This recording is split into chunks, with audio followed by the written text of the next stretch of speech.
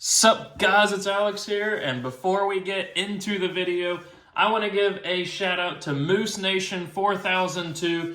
Shout out to the Noti Gang there. He commented Noti Gang on the last Bracketology video. If you want a shout out in the next video, make sure you comment down below Noti Gang, turn those post notifications on, hit that like button, hit that subscribe button, all that fun stuff for a chance to be shouted out in the next video. But anyway, let's get back into the Bracketology here. This one, as you can see, Joe Lunardi had updated it on Friday, but this was just a crazy week for me. Work-wise, missed the Tuesday upload and also the Friday upload. So we're back here on Sunday. Hopefully I'll be able to come out with one on Tuesday. That is the plan, to try to go back to doing twice a week.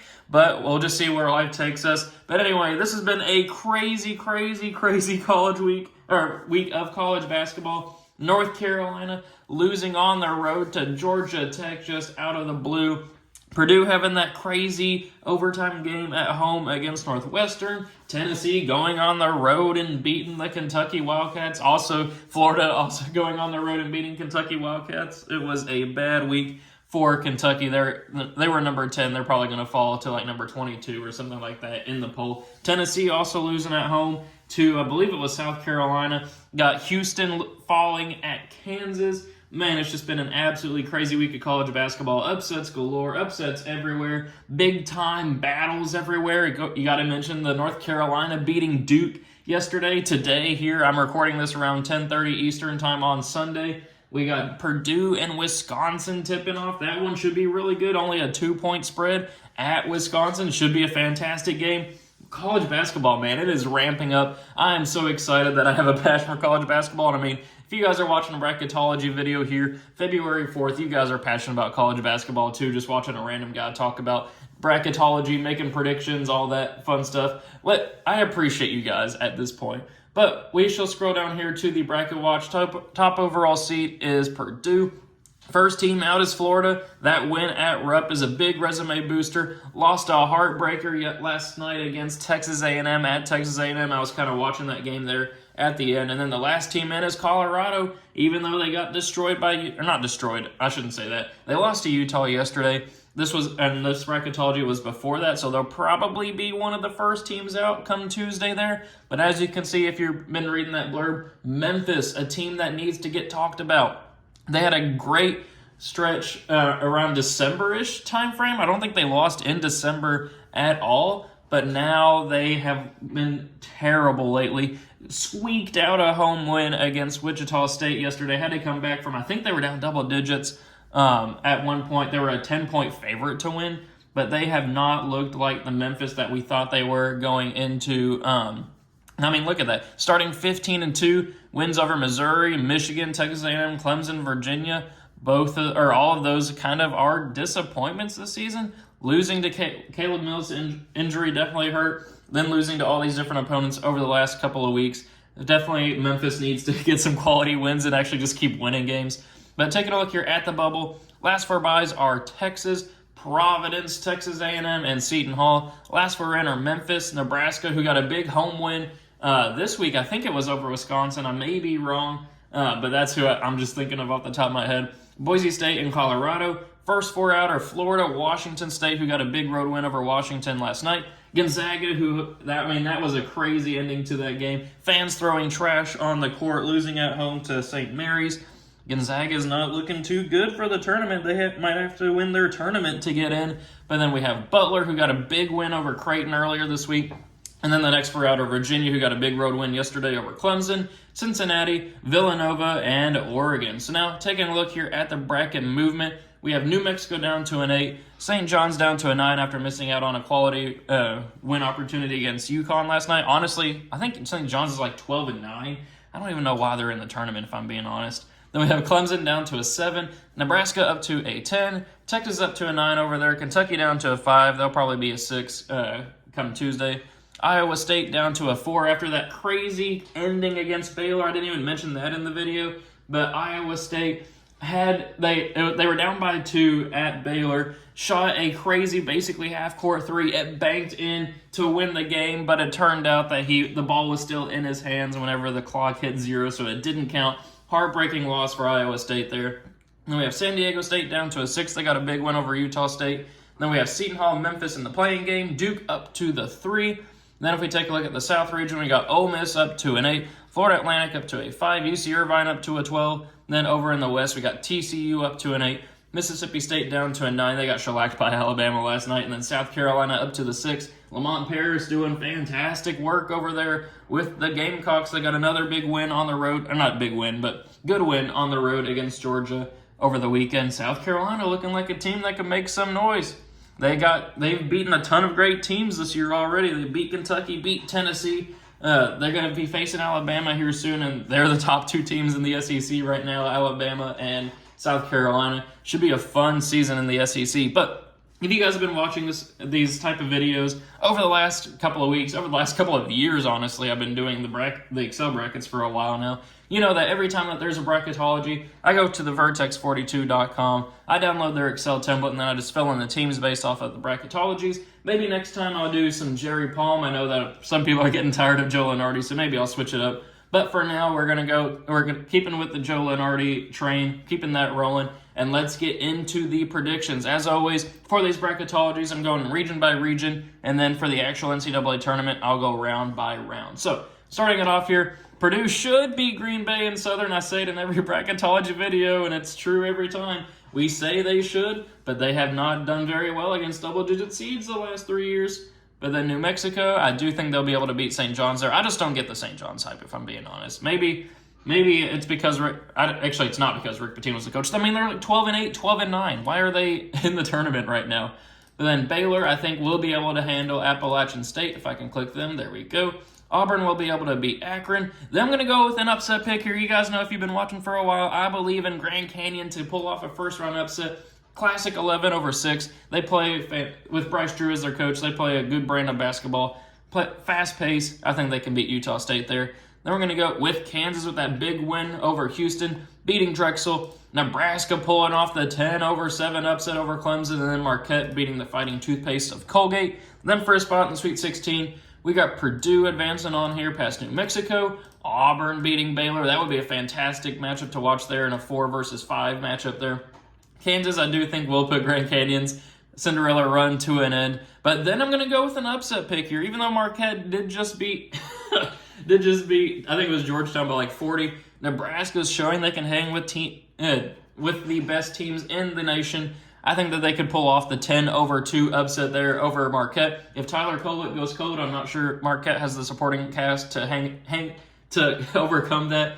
I got Nebraska pulling off the victory there. So, first spot in the Elite 8, I'm going to go with an upset pick here. I'm going to go with Auburn. Bruce Pearl playing a fantastic, physical, defensive brand of basketball. I think that they could go and beat Purdue in the Sweet 16 there to advance to the Elite 8. Top overall seed falling down. If Zach Edey gets into foul trouble, I'm not sure. I mean, obviously, Purdue has a fantastic supporting cast. They're the number 1 team in the nation for a reason. But if Zach Edey has an off game, maybe Auburn can take advantage of it in a lower scoring game. But then Kansas will beat Nebraska there to advance on to the Elite 8. Auburn versus Kansas for a spot in the Final Four. I'm going to go with Kansas with the way they've been playing. Big win against Houston. I got 3 seed Kansas advancing on to the Final Four out of that region. So we'll move over here to the top right one. We got Connecticut moving on past Eastern Kentucky. Michigan State beating Texas. Michigan State with a nice win over Maryland, even though Texas did have a nice win over TCU. I think Michigan State's going to win that matchup there. Kentucky will beat Richmond there. Then we're going to go with Iowa State here over Cornell. San Diego State hanging on. I think Seton Hall will beat Memphis, but then San Diego State will beat Seton Hall. Duke will beat Vermont. Then Northwestern will beat Providence, and Tennessee will beat Quinnipiac there for a spot in the second round. No first-round upsets here. I mean, obviously there's going to be first-round upsets come tournament time, but I just don't see any happening at this current moment. Then for a spot in the Sweet 16, we got Connecticut advancing on there past Michigan State. Iowa State beating Kentucky. I mean, you can't pick Kentucky to move on right now with the way they've been playing lately. Then we have Duke versus San Diego State. I'm going to go with San Diego State there. Duke barely survived against Clemson. Duke lost at North Carolina there. San Diego State went to the national championship game last year, playing a physical brand of basketball, not getting too much national attention. I got a 6 over 3 upset happening there. And then we're going to go with Tennessee moving on here past Northwestern. Then for a spot in the Elite 8, The Cyclones would be fun to pick moving on to the Elite Eight there, but I do have Connecticut advancing on there. Tennessee versus San Diego State. I got Tennessee advancing on past San Diego State, which sets up number 1 Connecticut, number 2 Tennessee for a spot in the Final Four. I got 2-seed Tennessee advancing on there. They impressed me yesterday. Obviously, they did just lose at home as well. But Tennessee, Dalton Knecht, one of, if not the best player in college basketball right now. You could make the argument that Zach Edey's more dominant, that maybe Dalton Knecht's the better player. And then last night, on an off night for Knecht, the supporting cast stepped up. I got Tennessee advancing on there. So then we'll move on to the bottom right here. We got Houston advancing on past South Dakota State. Ole Miss beating Utah. I think this is the first time I've had Ole Miss winning a tournament game so far in these bracketology videos. UC Irvine pulling off the upset over Florida Atlantic. I just don't believe in Florida Atlantic right now. Obviously, they beat Tulsa by 30 last night, but that's Tulsa. I guess I am disrespecting Tulsa by saying that. But I just don't feel like Florida Atlantic's going to make a run this year. We got Dayton moving on past Charlotte.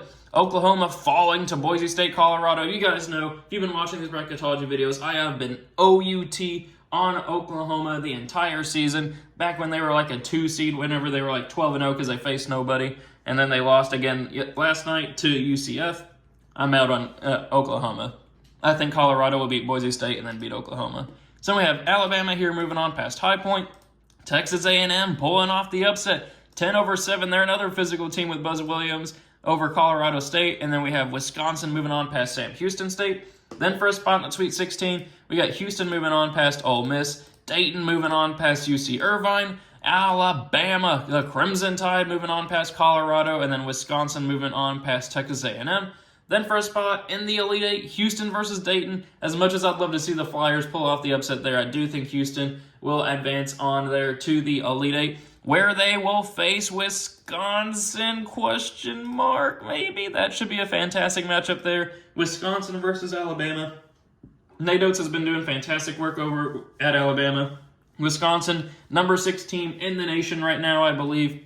I think Wisconsin deserves to advance on to the Elite Eight there, but they will fall to Houston. I got Houston advancing on to the Final Four out of that regional there. So, Houston, they've turned that program around here over the last couple of years, making it back to the Final Four there. I think that they can make some noise. So then for the last region over here, the bottom left one, we got North Carolina obviously being the winner of NC Central and Central Connecticut. TCU hanging on there against Mississippi State. We got 12-seed McNeese. They're a team that I just keep believing in to pull off a first-round upset. Sorry, BYU, that you're the person that they're up against here. But I got McNeese, a team I believe in to make that first-round upset pick as a Cinderella. Illinois beating Samford. South Carolina beating Indiana State. Creighton beating Morehead State. St. Mary's pulling off the 10-7 upset over Texas Tech. And then Arizona beating Eastern Washington. Then for a spot in the Sweet 16, we got TCU falling to North Carolina there. Illinois hanging on past McNeese, so I'd love to see McNeese pull off an upset. South Carolina, the 6th seed, the Gamecocks, they're playing as well as anybody in the nation right now, pulling off the upset over Creighton, who's kind of been hot and cold, depending on who they play. I don't know if they have what it takes to make a deep tournament run this year. But then we're going to go with another upset pick with St. Mary's over Arizona, another 10-2. Both of them happening on this left side of the bracket after having Nebraska beat Marquette. Arizona's a team that just disappears some nights. St. Mary's can make some noise there, another team that just never really gets too much national attention. I think they could pull off the upset. They impressed me against Gonzaga last night. So then for a spot in the Elite Eight, we are going to go with North Carolina moving on past Illinois. South Carolina beating St. Mary's. So in the Elite Eight here, we have 1 seed North Carolina, 6 seed South Carolina, battle of the border there. I'm sure there's some people who, that's a pretty big rivalry at that point, especially this year with both teams playing fantastic college basketball. But for a spot in the Final Four, you do have to go with North Carolina. Fantastic run by South Carolina. They would be America's team, I think, if that matchup were to happen there. But I think they will fall to North Carolina, which sets up a Final Four of 2 1 seeds, a 2 seed, and a 3 seed. So kind of chalky, but that's just the way that I've seen this specific bracketology playing out with the seeding and the bracketing. First matchup here, Kansas, North Carolina, rematch of the 2021, I believe, national championship game. Maybe it was 2022. Either way, it was a couple of years ago where Kansas beat North Carolina, and I think it's going to happen again here. I got Kansas advancing on past North Carolina. So we have a 3 seed in the national championship game. Not your typical 3 seed game that it's Kansas, but you know what I'm saying. Tennessee versus Houston. I got Tennessee advancing on there. Rick Barnes leading the Vols to the national championship game, which sets up Kansas versus Tennessee. Legendary college basketball programs. I am going to go with a 3 seed winning the national championship game in Kansas. I just think that team with Bill Self, with Hunter Dickinson, I just think with the experience that they have, with the way this bracketology ended up going, I think that they're going to win the national championship. I think that team is starting to turn it around, especially with that impressive win over Houston last night, where they shot almost 70% from the floor. Obviously, that won't stick game to game, but the fact that it can happen is encouraging. So that's my prediction for the NCAA tournament based off of this bracketology. Let me know what you think of my predictions in the comment section below, and let me know your own predictions. Always like reading through those, seeing what the people think. Make sure you join Noti Gang by doing what I said at the top of the video. Thank you guys for watching. Hope you enjoyed it, and I will see you all later.